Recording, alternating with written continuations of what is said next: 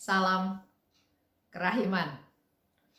Hari ini adalah pertemuan terakhir untuk membahas wahyu-wahyu dari Yesus kepada Suster Faustina yang berkaitan dengan gambar kerahiman ilahi, yaitu Wahyu ke-81. Kita lihat dari Diary Suster Faustina nomor 1796. Dikatakan oleh Suster Faustina, hari ini aku melihat hati kudus Yesus di langit, di tengah cahaya yang terang benderang. Berkas-berkas sinar memancar dari luka di lambungnya dan menyebar ke seluruh dunia. Itulah penglihatan yang dilihat oleh Suster Faustina. Dia melihat hati kudus Yesus di langit. Cahayanya terang benderang. Hal ini kemungkinan terjadi pada tanggal 24 Juni 1938 pada Hari Raya Hati Kudus Yesus. Dan tadi saya sudah katakan, ini wahyu terakhir yang berkaitan dengan gambar kerahiman ilahi.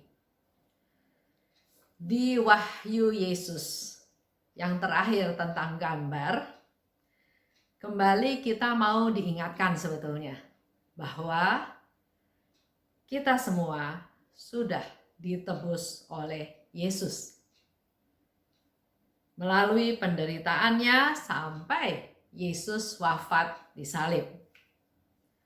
Segala siksaan, penderitaan, rela dia tanggung. Rela dia jalani untuk menunjukkan betapa besarnya kasihnya, cintanya kepada kita semua.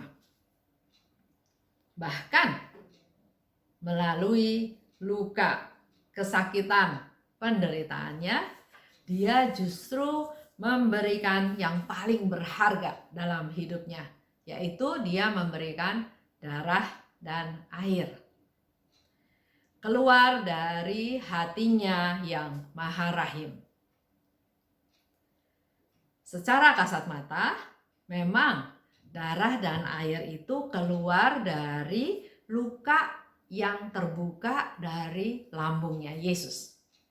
Tapi kita sudah tahu juga bahwa Yesus memberikan konfirmasi bahwa darah dan air yang memancar tersebut berasal dari lubuk hatinya yang terdalam. Segala penderitaan, siksaan, bahkan kematiannya tidak membuat dia berubah. Dia tetap setia, taat pada Bapaknya, dan menyatakan kasihnya untuk kita semua manusia berdosa. Di 1789, Suster Faustina melihat kemuliaan Allah mengalir dari gambar kerahiman ilahi.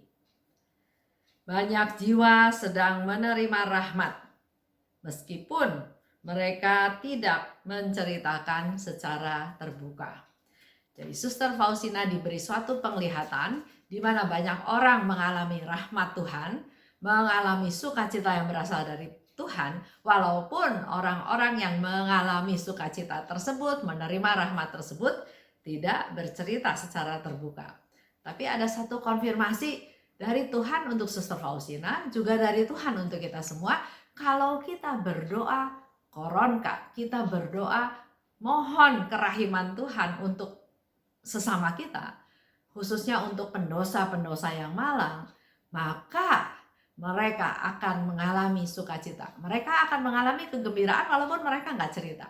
Ini satu konfirmasi dari Tuhan untuk kita semua, bahwa dalam berdoa tidak ada yang sia-sia. Kalau kita lihat lagi flashback cerita tentang gambar kerahiman ilahi, sebetulnya gambar tersebut banyak mengalami peristiwa-peristiwa. Jadi kalau gambar itu bisa bercerita, dia bisa bercerita. Banyak peristiwa yang dialami oleh gambar kerahiman ilahi. Contoh, pada waktu Vatikan melarang devosi kerahiman ilahi disebarluaskan tahun 1958. Vatikan katakan devosi ini tidak boleh disebarluaskan, di-ban, dilarang. Apa yang terjadi?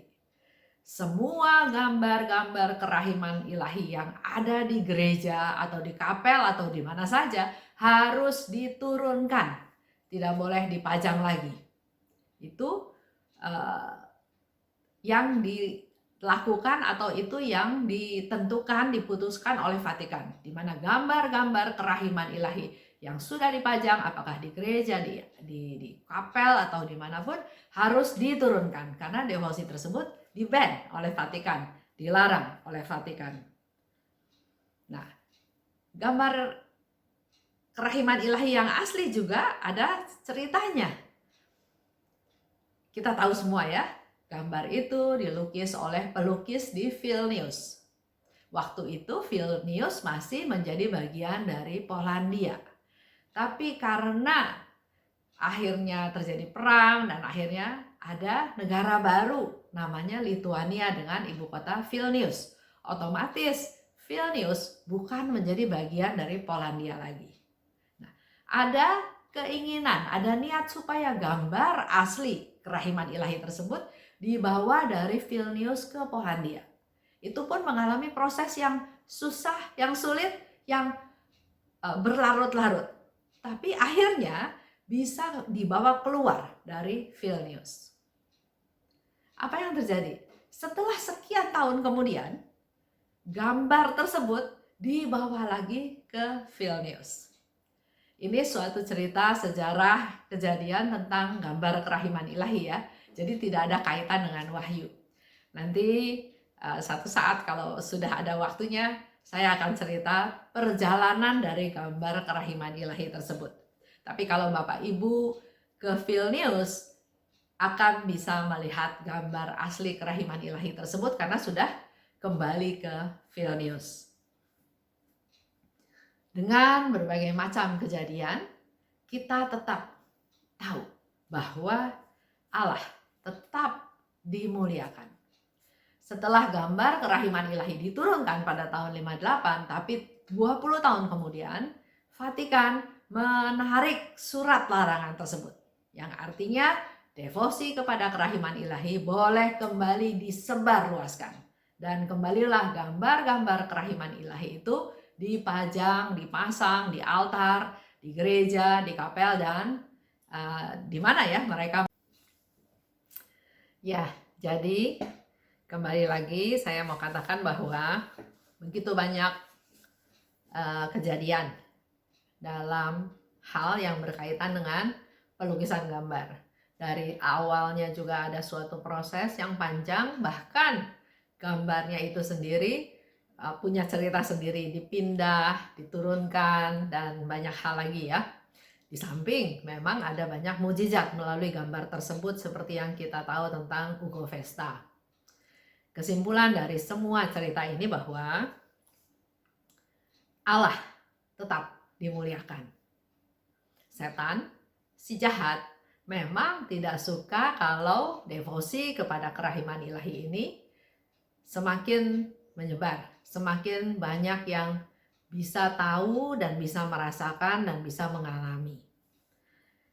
Tapi walaupun banyak gangguan, banyak halangan, tapi kita tetap harus yakin bahwa kerahiman ilahi akan tetap berjaya, akan tetap semakin hari semakin besar, semakin hari semakin banyak yang bisa mengetahui, yang bisa merasakan, yang bisa mengalami, dan sampai akhirnya seluruh dunia mengetahui kerahiman Tuhan, dan kerahiman Tuhan disembah oleh semua jiwa. Dari sekian video, saya coba mau menyimpulkan ya, khususnya wahyu-wahyu tentang gambar kerahiman ilahi. Gambar kerahiman ilahi adalah salah satu gambar yang paling luar biasa di dunia. Gambar dari surga.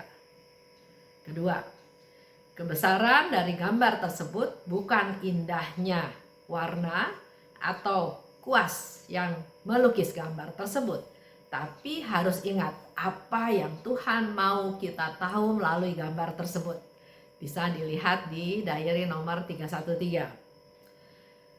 Ketiga, dengan gambar ini kita diingatkan untuk menjadi saksi kerahiman terhadap sesama dan selalu mengandalkan Tuhan dalam segala situasi dengan selalu berpegang pada Yesus, Engkau andalanku. Trust, percaya pada Tuhan dan berbelas kasih ya. Gambaran itu menunjukkan hal tersebut. Yang keempat, dari pembahasan saya sendiri mendapat satu masukan bahwa yang luar biasa dari gambar ini adalah sinar-sinar kerahimannya. Ternyata sinar-sinar kerahimannya itu punya kuasa yang luar biasa. Seperti di Wahyu yang ke-81 yang kita baca hari ini dikatakan, berkas-berkas sinar memancar dari luka di lambungnya dan menyebar ke seluruh dunia. Sinar-sinar kerahiman menyebar ke seluruh dunia. Dan sinar-sinar itu keluar dari lambungnya Yesus yang terluka. Yang keluar dari lubuk kerahimannya. Kita semua dikasihi Tuhan, kita semua dicintai Tuhan, kita semua dibela sama Tuhan, dan kita semua juga mau diselamatkan oleh Tuhan. Tinggal kitanya percaya, membuka hati walaupun sedikit, biarkan sinar-sinar kerahiman itu masuk ke dalam diri kita, biar Tuhan berkarya. Sekali lagi, salam kerahiman.